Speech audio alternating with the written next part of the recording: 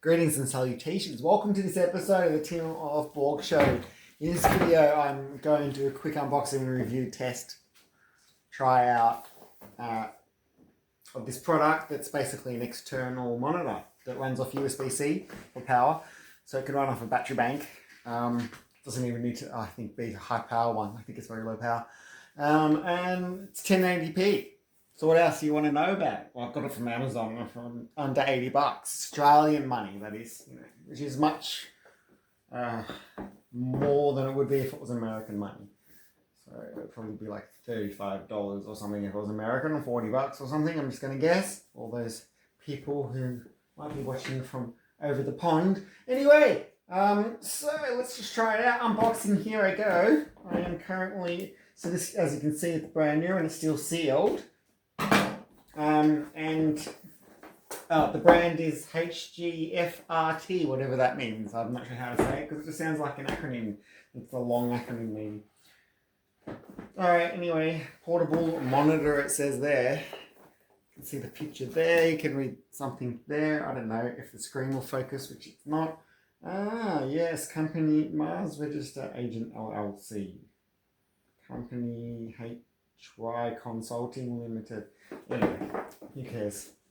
Moving on and opening with this box. I've been wanting to buy one of these for years. I keep thinking, actually, they should be too expensive. They should always be over $150, and I thought it was a bit much because it's just a monitor after all.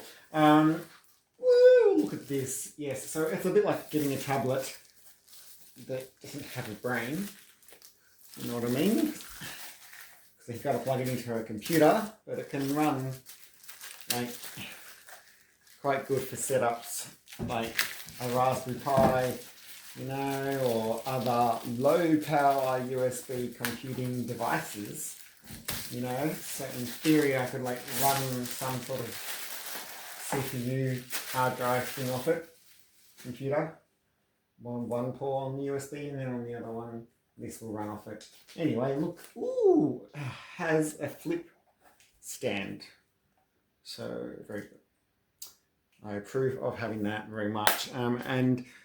These little red bolts clearly are a Visa plug. So you can buy an aftermarket stand for it, monitor stand, like an old-fashioned one, or you know what I mean. It looks like that. But anyway, let's proceed with the unboxing.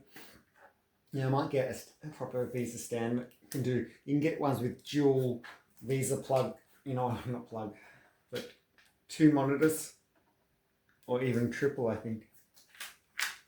Anyway, so you could have like a big monitor and a couple of little ones, and they're all like gimbaled on some sort of adjustable Visa mount. I could do that, and I could use these, the little cheap monitors, and have them running on alternate computers to my main computer, displaying different information, or on my main computer, whatever I want. Anyway, so that's pretty cool. Yeah. So there's no battery built into it. I do need to plug it in, as I said. There's something there. Is that the volume? It's some sort of adjuster up and down. I don't know. There's a button there too. Actually, yeah, I do think it has sound support because there is an auxiliary plug here. It looks like a headphone plug. It says menu and power button here on the other side here. Can you see that? Next to QC. Right. Okay, so here again, HGFRTEE. Is that what it said before here?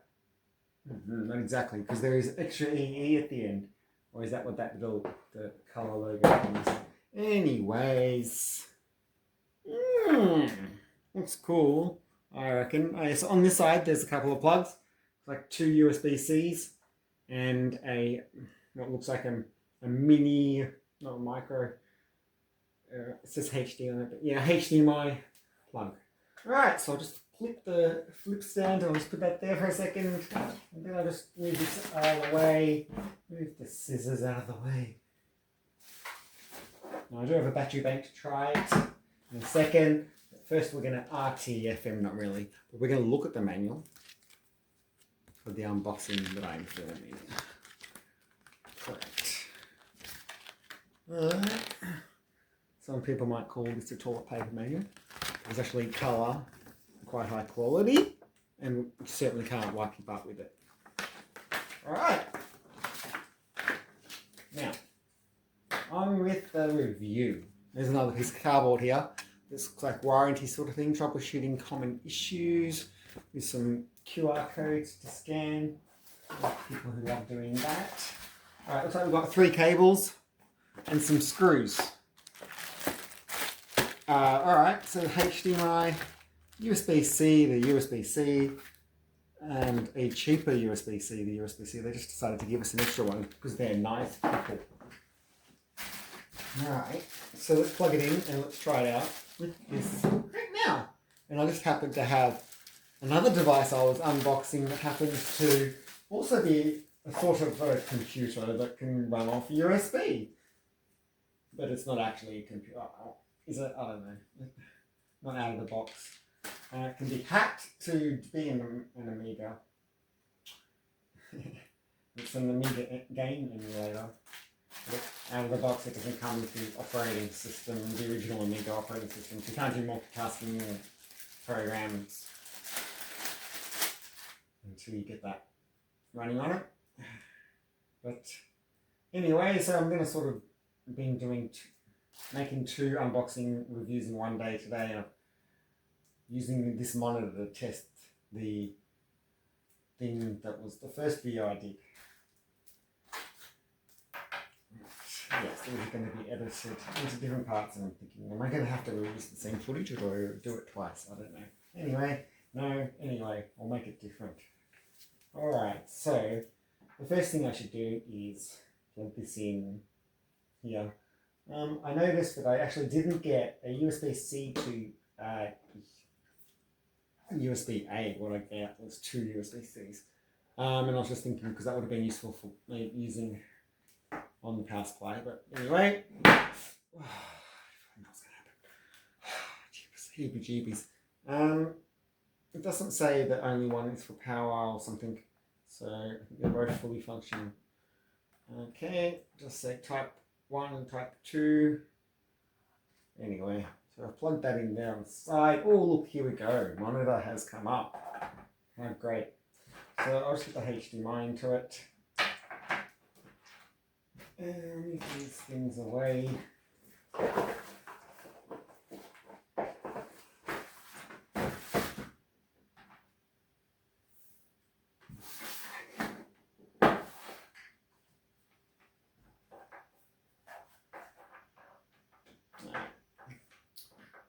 Over here.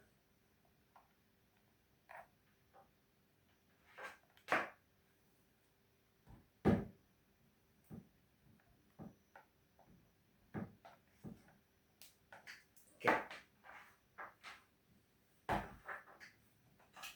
Why did the screen just go off? Oh. Okay. Good. Alright, we'll plug the other thing in. That better work now. Why is the light red? Oh, look! Oh my god, it worked! Alright, finally we've got the Amiga operating system thing, which not really, but okay, we'll just get the thing a bit closer. Ooh. Which one do I need to use? This one maybe? Yeah. B for next. I don't know, it's probably 60.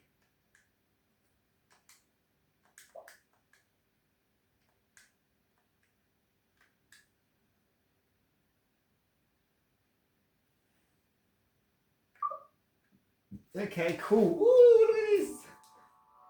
And the sound's working. Amazing. Hopefully the sound's not copyrighted and I don't get a copyright strike for it. I might have to turn it down. Just in case that happens.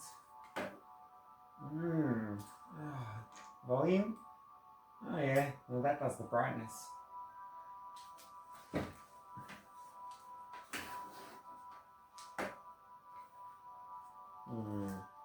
No, the light didn't work. Anyway, sorry about that. Cool. I should try something then, shouldn't I? Wow, look, I'm trying 2 things out for the first time here. Which game, I wonder, is better? I do like platformers.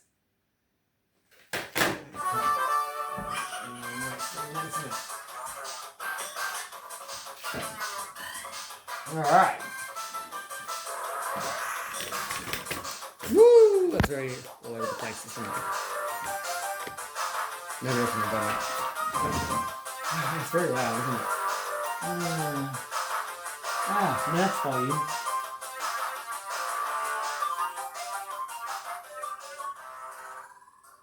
So I've never played this game before, really, that I can remember any time recently.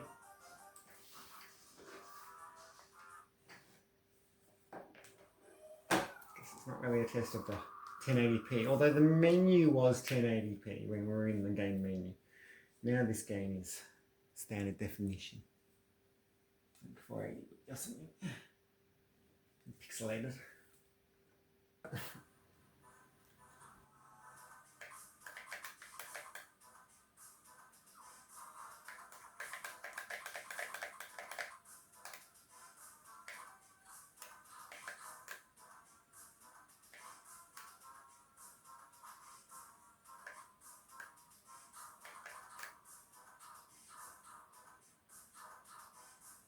I'm pretty happy with this monitor and the fact that it comes with speakers built into it. The fact that I didn't have to plug in extra speakers, that's really, really cool. It's like, it's as good as a TV for that reason. When it comes to this, like because you can plug consoles into it and get the sound, and I don't have to plug extra speakers in. That saves electricity and space. That's really useful, actually. I wish they all have that. It's very impressive. Because the big computer monitor I bought for hundreds more than this, 32-inch 4K, it doesn't have speakers built into it. So other computer monitors don't have it. The speakers built in. Pretty cool. I'll turn it up a bit. Or too low. Some of that retro Amiga music into it.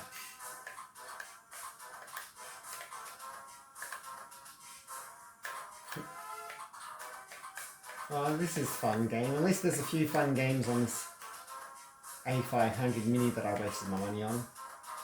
To be honest, I kind of regret buying it. Because there's another product that I bought as well that hasn't come out yet, called the A1200 Maxi. It's not really called Maxi, but it's a full-size Amiga version. And I had already pre-ordered it from Target, so I'll be doing a review of it when it comes out, but it's been delayed until December 4, and then I was like, oh, I don't want to wait 6 months, so I decided to get this until then, and because the controllers and stuff are compatible, I could, have 2-player people maybe in the future, have extra parts or whatever, but it means I'll have 2 of them. I don't know why I'm buying 2 of the same thing. And then I spent as much as I could have bought an original Amiga for. It makes me feel like an idiot, but not really, because it's better. This is better.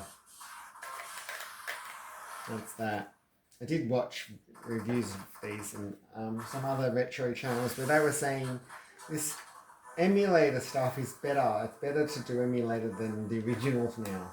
The original hardware is rubbish these days because all the capacitors are worn out and stuff, and you have to recap the capacitors if it even works, and the resolution's really low. You got to spend a fortune just to buy all these little upgrades to make it better, and to get it to connect to a modern TV and high resolution.